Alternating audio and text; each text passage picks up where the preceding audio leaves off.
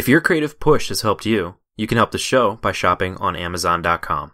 All you have to do is head to yourcreativepush.com/Amazon. That will take you right there, and you can shop how you normally would. A small percentage of your purchases will go directly to helping cover the costs of creating, hosting, and maintaining your creative push. And especially with the holidays coming up, you can make a big difference just by buying the things you were going to anyway. Again, that's yourcreativepush.com/Amazon, and thank you for thinking of the show and for helping out. Your Creative Push, episode 175. Who I am and what I have to say and what I have to think and how I feel is worthy of having space in the world.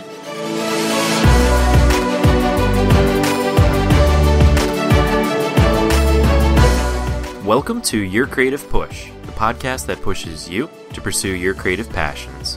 I'm your host, Youngman Brown, and my guest today is Sarah Kreuz. Sarah is the host of the Art of the Unknown podcast, a travel and spirituality podcast about traveling inwards, outwards, and onwards. Sarah, welcome to the show. I was wondering if you could start out by talking a little bit about how the podcast came to be. What inspired it? So it was kind of a little bit of an evolution. I was feeling for a while that I needed to do something creative, but I just didn't know what. And then there was a point where it came to that I bought my one-way ticket to Europe. And by doing that, I kind of just wanted to throw myself into a completely new and different situation just because I was kind of over the life that I had been living before. So it kind of built on top of that. I decided to travel and then decided not to really care what happened in the future. And then I kind of just added on top of that, like, I just want to dive into something creative and not really care about the outcome and just kind of see where it goes. Hence the title, Art of the Unknown. It's kind of an experiment, basically, if that makes any sense. No, it makes a lot of sense. Yeah, I think the unknown is one of the scariest things for people, especially creative people. Was it really tough for you then to make that leap? Oh, yeah. It's always hard. Physically, in terms of traveling, there's been times where I've had mental breakdowns before I left for a trip. I think before I left on my the last time I left the country, I went to South America, and I probably had a week-long anxiety attack due to the fact that I was leaving the country. And then even when it comes to creating this podcast, there's been times I sat in my closet alone and recorded for like 2 hours and just being like, okay, I'm nervous, but I'm going to do it. And then do it again. This sucks right now, but I'm going to do it. Yeah, and I think people can gain a lot from that. If you're scared of something, even if it's a 2-minute sketch or a 2-hour long podcast, you just have to sit down and do it. You just have to start. Exactly. And I think it's kind of just, being in that place of just being in the unknown, but also learning how to kind of pick up signs from your body that, yes, I am uncomfortable right now, but I'm not going to run away from it. I'm just going to go completely towards it. I love it. And what are some of the fears that come with podcasting? I know it all too well of, kind of putting yourself out there, especially starting out. So what were some of the things that kind of made you a little bit hesitant to do that, to put yourself out in that way? Well, first of all, I don't really open up to people too well. I feel like I'm more reserved in a sense. So even talking about my thoughts or my feelings or anything that's really happening in my life, it's hard for me to do. So I think one of the biggest fears I had to get over was accepting the fact that I had something worthy to say, and that my thoughts and my feelings and just the way that I exist in the world was able to be shared with people without really having reservations about it or what I was thinking or feeling. Yeah, I think that's something that a lot of people can resonate with, whether they're doing a podcast or a writer or even an artist, is putting yourself out there and bearing your soul to the world and seeing, if people accept you. And I think more times than not that they do. And it's all easy peasy from that point on. Maybe not easy peasy, but it gets easier. Has it been getting easier for you as you're, 8 episodes in now? Yeah. It's been getting easier. I feel like it's coming out a little bit more naturally. It's still hard. I still have times where, for example, my last episode, I couldn't, nothing was coming out. But I feel like if I just kind of remember why I'm doing it and just kind of remember who I am, then it starts flowing out more easily. Yeah, for sure. And well, you do a solo show too, which is, I think, 10 times more difficult than what I do. And, I'm 170-ish episodes in now. And it's like, being able to have a guest to kind of go back and forth on definitely takes the pressure off of me. So I've only started to incorporate solo episodes, but even in my solo episodes, I still rely on like sound clips from previous guests. So I guess I'm still kind of cheating. So I think what you're doing is, it's even more putting yourself out there than what I do, obviously, because it's like you're giving like a journal entry. You're like letting us look into your diary of like not only what you're doing but why you're doing it. And also one of the things that I really applaud you for is just the bravery that you kind of do, not bare your soul, but you tell what got you to this point and what mistakes you've made in the past, and hopefully then people can learn from them, especially having to do with, traveling for the right reason. Thank you. I appreciate that. Yeah. Hopefully someone can definitely learn from my mistakes. Well, they're not terrible mistakes, but no, they're great mistakes. No, they're glad good. I made them. Yeah. So tell us where you're at now, for people that haven't heard the show yet. Where are you, I guess, geographically and also like spiritually? Spiritually, yeah, I guess. Okay. So, physically right now, I'm staying at my friend's house in Istanbul. I'm from Southern California, and I have I'm so grateful that I have the opportunity to work from my computer. So I kind of just took that chance to leave the country. So right now I'm in Istanbul. I'll probably be here for another month or so. And then I'm going to head up to Croatia. I'm just kind of going with the flow and just living life day by day at this point. But I feel spiritually, so I started this podcast as a way to document me stepping out into the unknown, whether it be traveling, mentally, spiritually, all of that. And I really feel that it's turning more into a healing process more than anything else, not just healing my spirit, but also my body. I'm really, really glad that I took this direction, and it was scary. I'm not going to lie, but I feel like I'm on the right path, and it was something I had to do.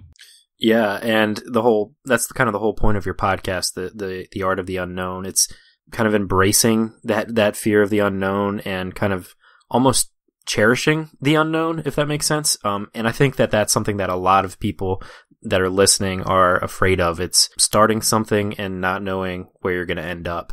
Do you have any advice for people that have that kind of hesitancy, that kind of fear of, the unknown?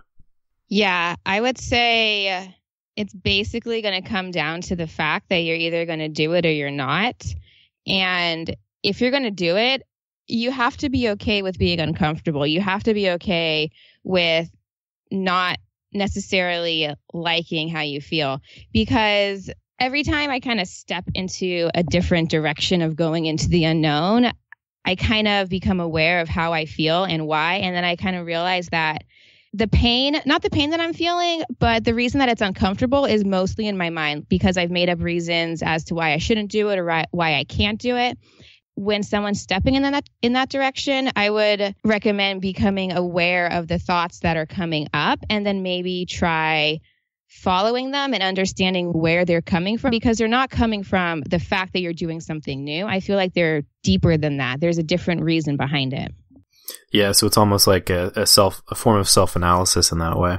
Yeah, exactly. Because the most recent step into the unknown that I took since I've been in Istanbul is I started eating fish, and I've been vegetarian for 16 years, so I haven't had any flesh of any animal.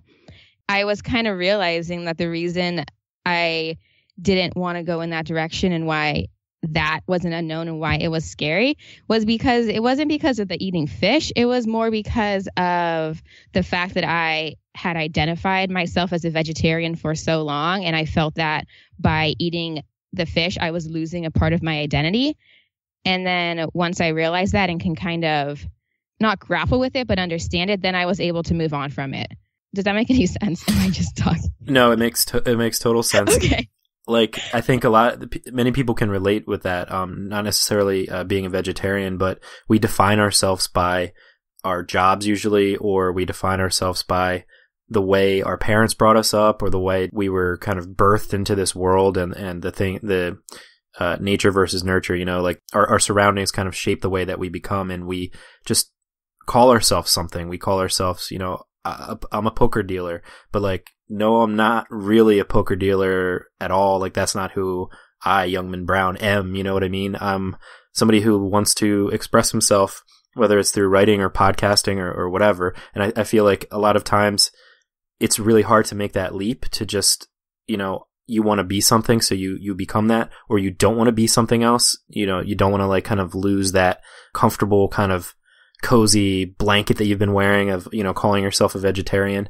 Sometimes it is just important to just kind of take that leap to go into the unknown. What's that been like then since you started eating fish? Are you loving it? Or are you just shooting animals and just eating their flesh right off of them? Or yeah, I'm just taking them straight out of the water and taking a chunk out. No, I think it's going better than I expected. I think the hardest part was getting through the fact that I have an animal in my mouth. So I feel like I've accepted that. Now it's just kind of learning how to like the taste. Mm-hmm. I really hope I start liking it, and I'm okay with it. I want to eat the fishies, but it's going to take some time.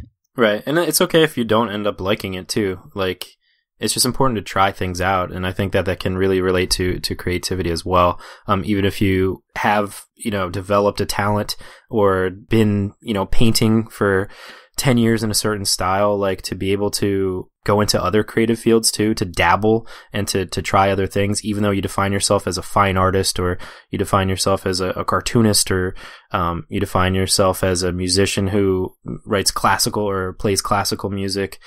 Try some hip hop, like try dabbling in other fields. And even if that doesn't stick, even if it's not something that you are going to like continue like on a new career path or a new, creative path, like, you'll definitely learn something from it and be able to bring it back into that thing that, is cozy for you. Yeah, definitely. I think it also has to do with kind of letting go of that identity that you have and that kind of box that you've put yourself in, and just being open to something else. And even if you, try something else, like you said, painting or drawing, just being okay with the fact that maybe you're just going to suck at it, and that's going to be okay too. Like, as long as you're trying something new, that's okay. That's all that counts. Yeah, the unknown, whatever it may be, can become known very quickly as long as you kind of step into it. So I think it is, like you said, kind of embracing that fear and just going for it despite whatever identifying feelings that you've had about that thing for so long. I was wondering, could we go back to like way back, like before you started the podcast? Could you tell us about kind of your creative origins, or even kind of what led up to you creating the podcast? The moment that stood out to me the most in terms of like my creative origins or where that came from is, okay, so I never used to consider myself a creative person. I just didn't think I could do it. I shut myself off completely to even going in that direction. I thought I was going to maybe be like, or do something in the realm of maybe math or science, accounting. And I just completely shut myself off to that. So I think that creative spark began when a good friend of mine, I was talking to her and I said something. I made the comment like, oh, I'm not creative. I can't do that. And she looked at me very seriously and she said, I think you're creative. And for some reason that stood with me, because I feel like that at that point, my mind opened just slightly, even to the possibility that I could be creative or I could create something. And I think that was very important because, like I said, I was so shut off to it before that I never even considered it a possibility. So even having my mind open in that direction just kind of planted the seed in a way and helped evolve my path, I guess, into what it is right now. Yeah, sometimes that's all it takes is that one person. It doesn't even have to be an authority figure. It could just be somebody that you trust that says that kind of a comment to you, like, you know what, you are really creative, or you should go after this. And anytime you do get those kinds of comments, you should really pay attention to them and take them seriously, you know, and treat it like an honor, you know, because not everybody has that kind of creative impulse. And if you are listening right now and you do have that, somebody that's told you that before, and you do have some kind of a talent, you should absolutely pursue that. And also, if you notice it in other people, you should be an ambassador for kind of spreading that creative, that like Johnny Appleseed of creative seeds, you know, just planting that seed in as many people as you can. And that's kind of the point of the podcast, is to try to put water on those seeds and try to make it grow into something. It's so important. Yes. So would you say that you have had a worst or a best moment in your creative career? Yes, there was definitely a point in my life. I want to say it was within the last year. I felt like I was lost creatively, and I was also a little bit depressed. Okay, winters in Portland are not easy, people. I'm just saying. So in my den of sorrow, I just felt like I had, it was, trust me. I felt like there was something that I wanted to create, and I really knew that there was something inside of me wanting to come out, and I didn't know what it was. And for that period in my life, it was almost painful. Like because I didn't know anything. I didn't know where I was going.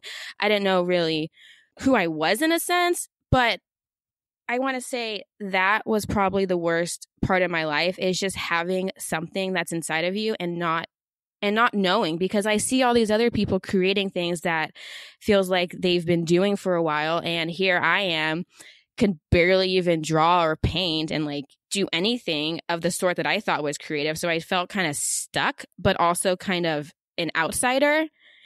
What was also hard is that, like I said, I'm very logical. So I wanted to create something using my brain in that sense, but I felt like that didn't fit into any creative box, because it's more of a flowy creative state that I've seen people work in.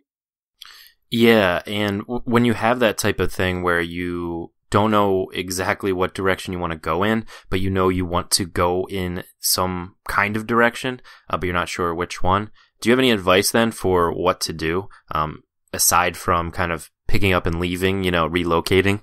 Yeah, and that's definitely another thing I learned, is that if you want to do something or make something, you need to start exactly where you are at that point in time and then build on it. So this whole podcast project, that was not intentional to begin with at the first place, but it started with me knowing that I wanted to travel, knowing that I wanted to, originally it was write, but then it kind of turned into speaking, which is, you know, very obviously very similar. And then building on top of that and not going into it having a defined project. Yeah, I couldn't agree more. It's kind of just about, you know, hitting record or playing that first note or writing that first word, whatever it may be. Just taking what you care about and bringing that into it and then finding out where it's going to go. Mm-hmm. And just kind of saying, screw it. I don't care what anyone thinks. This is for me and no one else. Yeah, and I think that could be a tough thing, too, to realize that it is for you and to kind of be okay with it being just for you, because the world we live in is kind of based on these metrics, like the number of Instagram followers you have, the number of YouTube followers you have, the number of listeners that you have. There's all these just arbitrary numbers that are based on just volume of people. And I think that is, while it's good to have like a big audience and it's good to have a lot of people that are into what you do, I don't think you can gain that metric unless you're kind of gaining the metric that matters, which is how much joy it brings you and how much of yourself you can bring out into the thing that you're doing. Mm-hmm. That's what you should be striving for, you know? I definitely agree.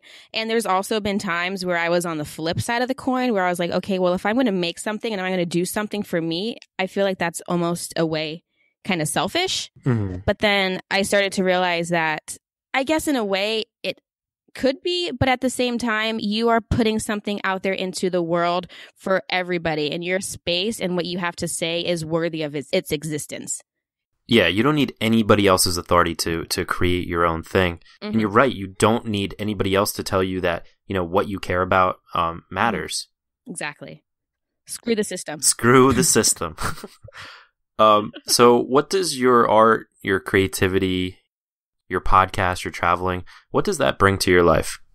It brings a lot to my life.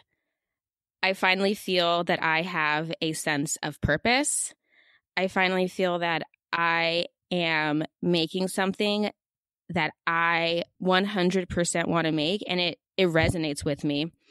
And it also goes a little bit deeper than that because, so for all the hippies out there, my throat chakra has been pretty closed my entire life, meaning that I have a difficult time expressing not just how I think, but especially how I feel. So having Can I interrupt you real quick? Yeah. My throat chakra candle is lit right in front of me right now. Are you kidding me right now? Not kidding. Not kidding. One, you have a I throat. can send you a picture if you want. See, synchronicities. I love it. The universe. We're supposed to be here right now. This is Absolutely. Absolutely. No, I'm sorry to interrupt you. Go ahead. Okay, so like I was saying, it's very, very difficult for me to express myself, not just how I think, but also how I feel. So having this 100% creatively open platform where I have given myself permission to make whatever the hell I want, it also has given me a sense of confidence that who I am and what I have to say and what I have to think and how I feel is worthy of having space in the world. Because I've seen all of these different people make all of these different things. And it kind of, for me, felt that like, well, they're making something like this. And I was comparing myself and kind of telling myself that what I had to make didn't really belong. But finding this creative way in my life just gave me not just the confidence to be like, yes, this is who I am. If you don't like it, I don't care. But also to like explore that part of myself that I've never explored before. Oh, absolutely. And I think that that's the whole purpose of, putting yourself out there through your creative endeavors, whatever that may be. Mm-hmm. And I think that's one of the really important lessons from this discussion so far. It's, putting yourself out there and allowing people to jump on board if they want, being like, hey, this is what I think about the world. What do you think? Do you agree? If so, jump on board, get on this train.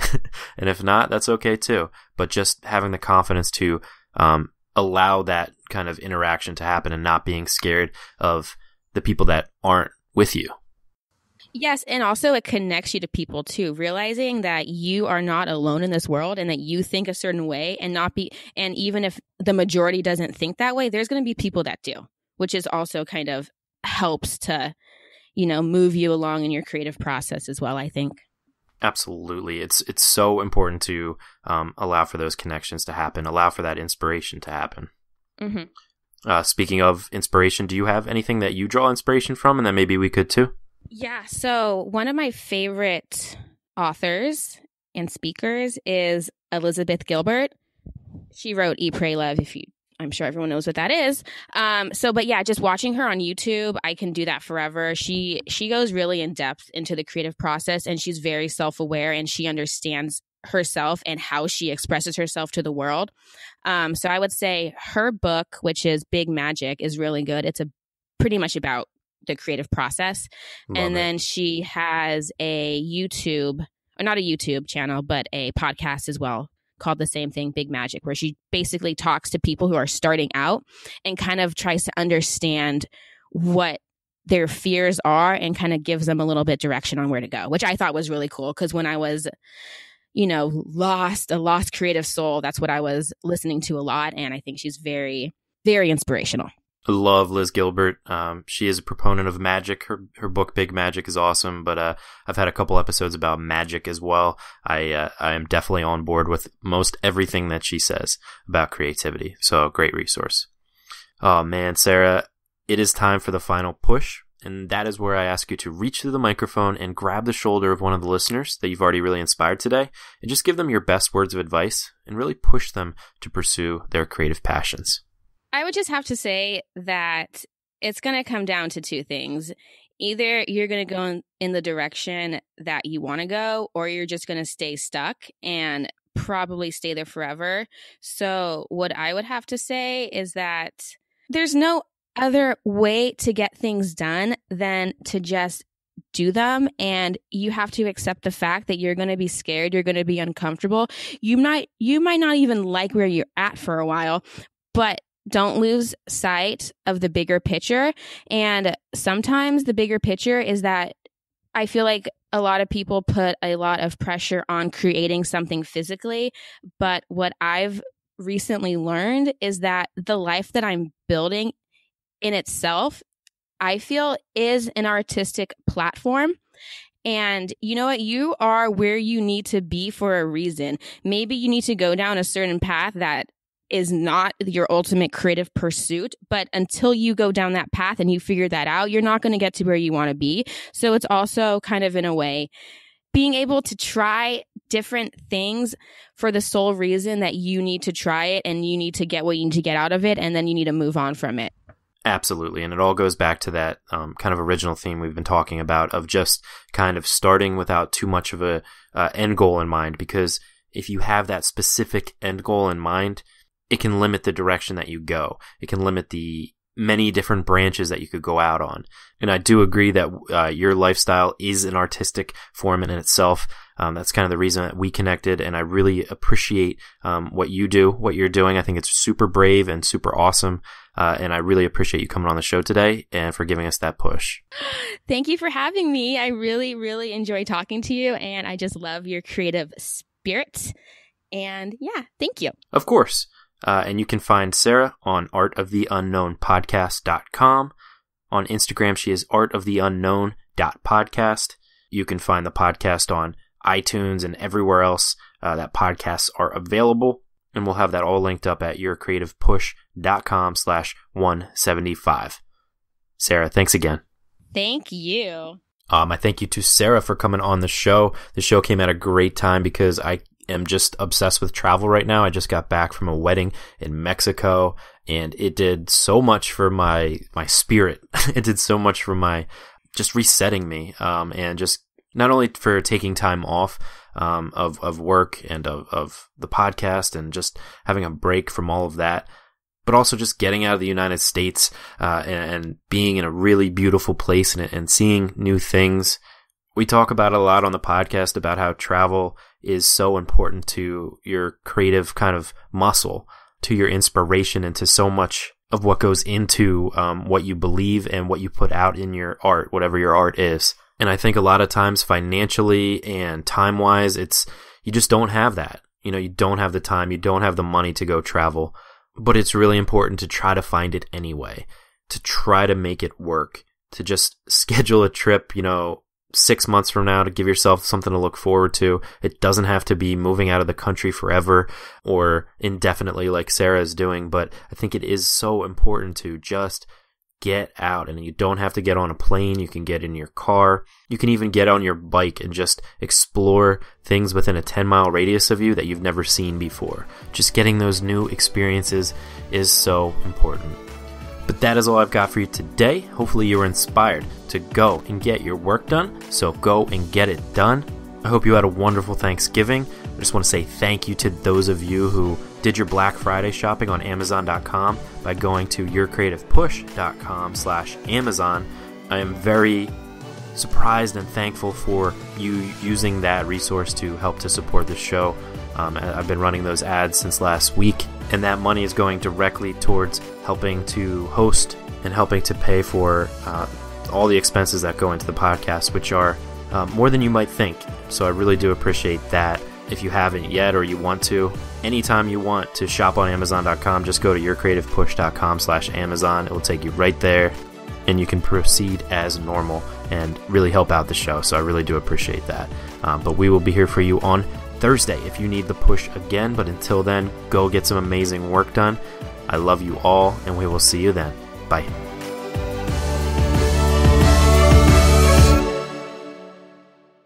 Never miss a push. Head to yourcreativepush.com/subscribe to find the easiest way for you to subscribe to the podcast.